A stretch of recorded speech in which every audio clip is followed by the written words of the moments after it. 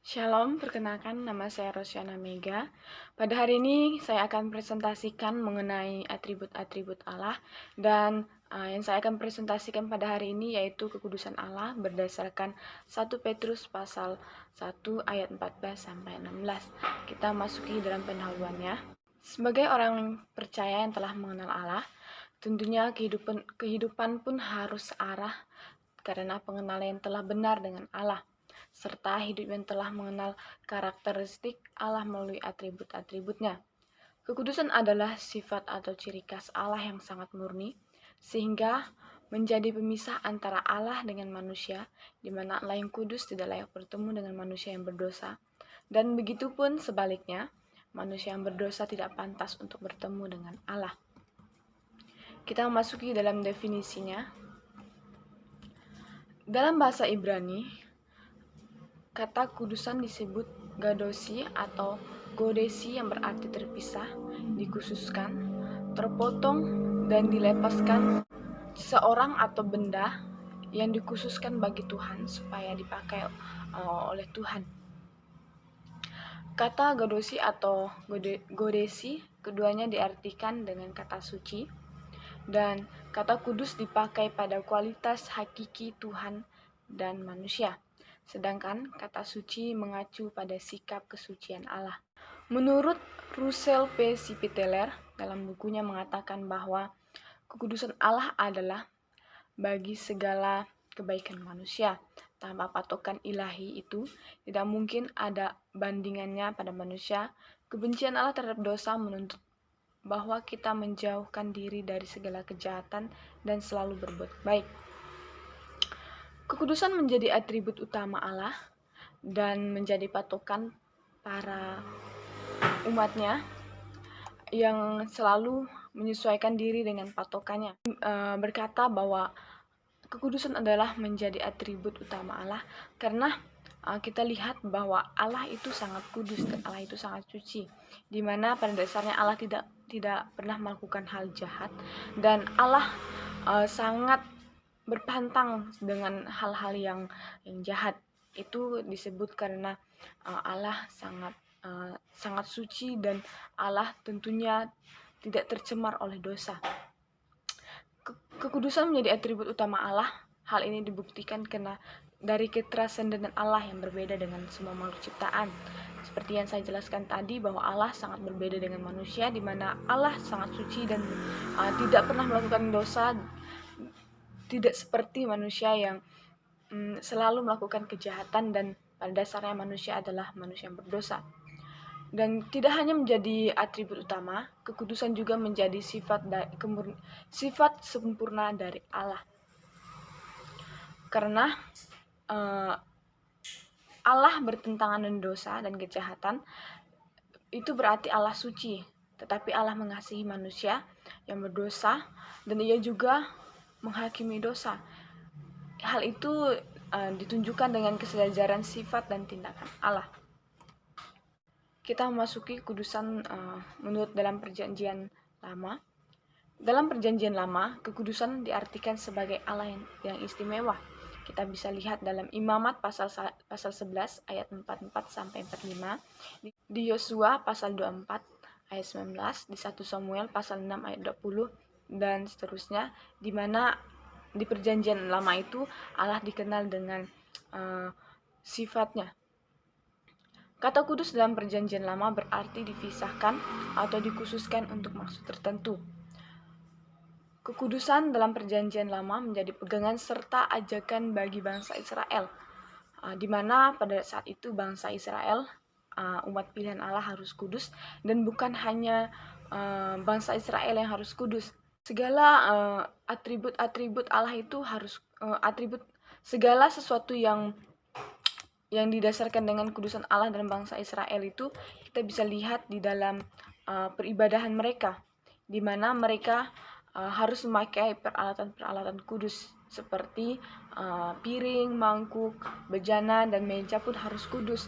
Bukan hanya peralatan yang harus kudus, bahkan imam yang harus memasuki Ruang Maha Kudus pun harus kudus, di mana mereka harus mentabiskan mereka terlebih dahulu ketika mereka harus memasuki Ruang Maha Kudus. Dalam perjanjian lama, kekudusan Allah disebut dengan moral yang dimiliki Allah. Karena kita bisa lihat bahwa Allah itu adalah Allah yang kudus. Itulah disebut bahwa kekudusan Allah adalah sifat moral yang dimiliki Allah. Kita memasuki dalam perjanjian baru. Kata kudus dalam perjanjian baru sama dengan kata kudus dalam perjanjian lama, yaitu hagios, yang berarti misahkan diri. Di dalam perjanjian baru, kata kudus merupakan pernyataan yang secara langsung. Hal itu berbeda dengan konsep dalam perjanjian lama, di mana Allah secara langsung menebus dosa manusia di kayu salib. Hal itu menandakan bahwa itu Allah yang kudus. Kekudusan dalam perjanjian baru menunjukkan unsur yang penting, yaitu mengenai keselamatan. Seperti yang saya bilang tadi, bahwa Allah secara langsung datang ke dunia untuk menebuskan kesalahan-kesalahan manusia di kayu salib.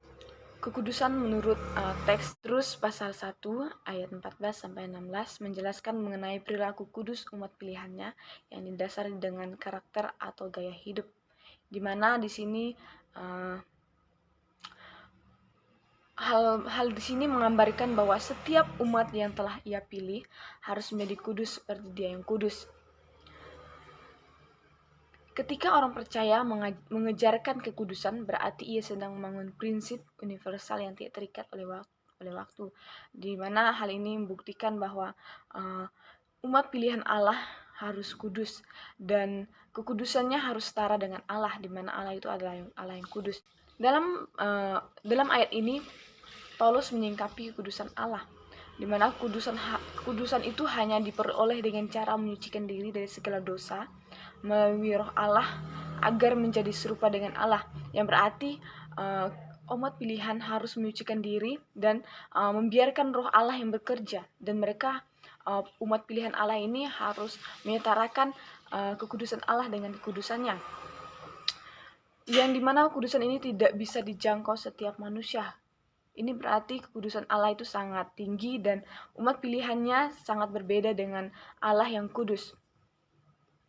Dalam terjemahan NIV itu diartikan bahwa sebagai anak-anak yang patuh, jangan mengikuti keinginan-keinginan jahat yang Anda miliki ketika Anda hidup dalam ketidaktahuan, tetapi sama seperti Dia menyebut Anda kudus, demikianlah jadilah kudus dalam segala hal yang Anda lakukan, karena ada tertulis, jadilah kudus karena aku kudus. Ini dapat artikan bahwa sebagai orang-orang pilihan Allah yang bersifat kudus, bahwa Allah itu kudus, kita harus juga hidup kudus dalam segala tindakan kita, dalam segala perilaku kita, di mana tindakan kita harus mengikuti keinginan Allah, bukan mengikuti keinginan kita. Nah, kekudusan yang kita jangkau ini berarti sikap menghormati kekudusan Allah yang sudah siap mendapatkan pengudusan dari Allah. Berarti teman-teman, di sini kita belajar mengenai kudusan Allah yang pada dasarnya kita juga harus bekerja, kita juga harus mengerjakan kekudusan itu, yang berarti kita harus menyetarakan kekudusan Allah dengan kekudusan kita. Kekudusan kita harus menyetarakan dengan kudusan Allah, di mana Allah yang sangat kudus tidak layak bertemu dengan manusia, dan kita yang berdosa tentunya tidak pantas bertemu dengan Allah yang sangat kudus. Nah, di 1 Petrus ini dijelaskan bahwa kita sebagai umat pilihannya, sebagai umat yang telah ditentukan Allah, kita harus belajar, harus mengerjakan kekudusan tersebut. Nah, sebagai kesimpulan buat kita semua pada hari ini, berdasarkan paparan di atas, maka dapat disimpulkan bahwa kekudusan Allah menjadi atribut utama yang dimiliki Allah. Dan kekudusan yang dimiliki Allah menunjukkan bahwa Allah itu lebih tinggi dari segala ciptaannya yang didasari dengan tindakannya. Itu sebabnya manusia yang berdosa tidak layak bertemu dengan Allah, di mana seperti yang saya jelaskan dari awal tadi, bahwa Allah sangat tinggi, Allah sangat kudus, dan kita yang berdosa tidak pantas untuk bertemu dengan Allah yang kudus. Nah, dalam 1 Petrus ini menjelaskan bagaimana sikap orang yang telah percaya, bagaimana sikap umatnya yang telah dipilih, yaitu kita harus menjadi hidup kudus seperti Allah. Kekudusan menjadi patokan setiap umatnya untuk menyesuaikan diri. Dengan itu, manusia yang kudus akan dipisah dengan kehidupan yang tidak kudus. Berarti kita harus terpisah dengan hal-hal duniawi, hal-hal yang jahat, hal-hal yang tidak berkenan di hadapan Tuhan, di mana kekudusan menjadi pegangan setiap orang percaya agar menjadi layak untuk dipakai Allah, agar layak di hadapan Allah. Nah, saya mengajak kita orang percaya harus tetap hidup kudus, harus tetap menjadi kehendak Tuhan, menjadi apa yang Tuhan inginkan dalam kehidupan kita. Demikian yang dapat saya presentasikan mengenai kudusan Allah, dan semoga dari presentasi ini kita akan sama-sama belajar agar sama-sama menjaga kudusan kita, agar kita dapat layak di depan Tuhan sama seperti Allah yang kudus, dan kita pun harus kudus di mana kita adalah umat pilihannya. Demikian dapat saya sampaikan.